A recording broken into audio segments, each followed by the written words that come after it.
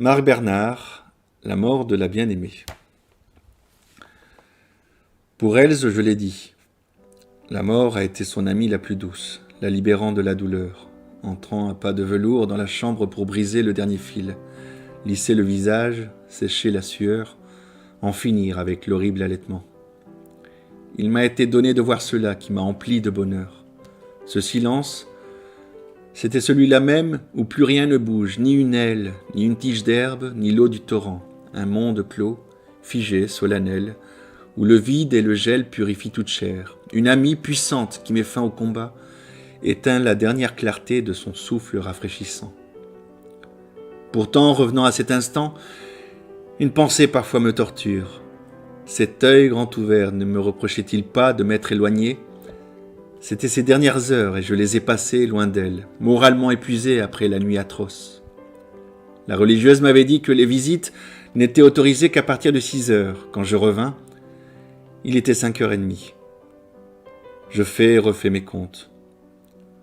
Rien de tout cela ne m'innocente. Si j'avais prié qu'on me laisse auprès d'elle, sans doute me l'eût-on permis. Mais j'étais content de m'éloigner, de tenter d'oublier dans le sommeil. Un calme singulier s'empara de moi en sortant de l'hôpital qui ne ressemblait à rien de ce que j'avais vécu depuis 2 mois. Elle n'était ni vivante, ni morte. Elle m'avait échappé.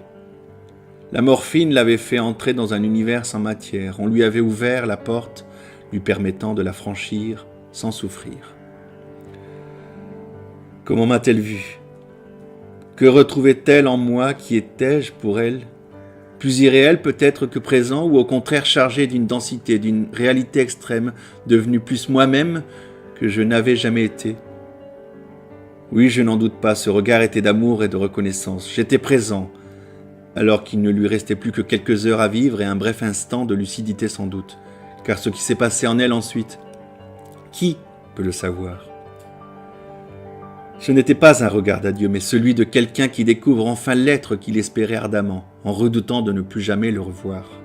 Oui, c'était bien lui encore, impuissant et pourtant donnant un sens à tout ce qu'on a vécu, un témoin qui s'avance, lève la main. Je jure que rien n'a été vain, que notre vie a été triomphante malgré les coups qui t'ont frappé avec tant de cruauté, toi, l'être le plus innocent. Cela, je suis sûr qu'elle l'a entendu, senti, durant le temps d'un éclair qu'a duré son regard. Il n'en est pas moins vrai qu'il y a eu ces quelques heures où je n'ai pas été à son chevet, de 10h du matin à 5h30 du soir.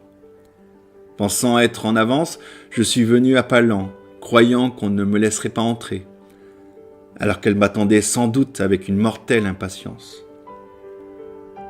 N'ai-je pas refusé d'assumer sa mort entièrement ? Ne me suis-je pas inconsciemment au dernier moment dérobé ? Après l'avoir porté dans mes bras pendant 2 mois, ne me suis-je pas effondré ? Ou suis-je en proie à un besoin d'autopunition, de culpabilité ? Celui qui nous vient quand on a tout perdu avec le regret de n'avoir pas aimé encore davantage, ou plutôt de n'avoir pas su mieux l'exprimer. Marc Bernard, La mort de la bien-aimée.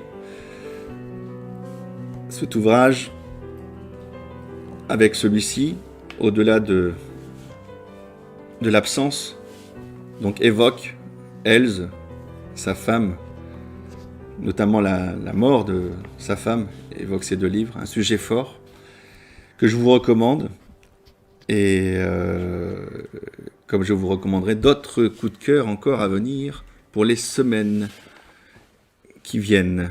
À bientôt, et j'espère que tout se passe bien pour vous. Ciao, ciao.